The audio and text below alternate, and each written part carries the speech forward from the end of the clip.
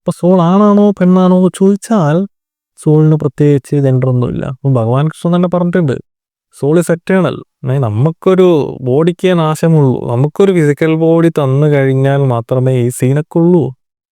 പക്ഷേ നമ്മൾ എന്ന് പറഞ്ഞത് വല്ലാണ്ട് അങ്ങോട്ട് ഫിസിക്കൽ വേൾഡ്, ഫിസിക്കൽ ബോഡിയുമായിട്ട് അത്രയും എന്താ പറയുക, അറ്റാച്ച്ഡ് ആയിപ്പോയി.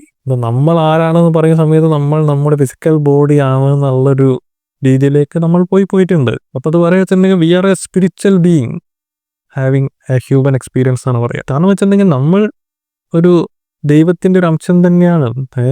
ദൈവത്തിൻ്റെ അതേ രൂപത്തിൽ സൃഷ്ടിച്ച ആൾക്കാരാണ് നമ്മൾ എന്നാണ് പറയുന്നത്.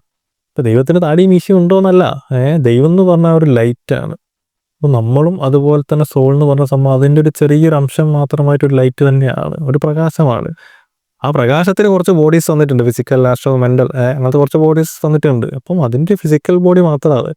അപ്പോൾ ഇതിന് നാശമുണ്ട്. ഇപ്പോൾ ഭഗവാൻ കൃഷ്ണൻ പറഞ്ഞ പോലെ സോൾ ഇസ് എറ്റേണൽ. അത് ഒന്നുകൊണ്ട് നശിപ്പിക്കാൻ പറ്റാത്തത്, അത്രയും ആ ഒരു ലെവലിൽ നിൽക്കുന്ന ഒരു ഹയർ സോഴ്സ്, ഒരു എനർജി തന്നെയാണ്.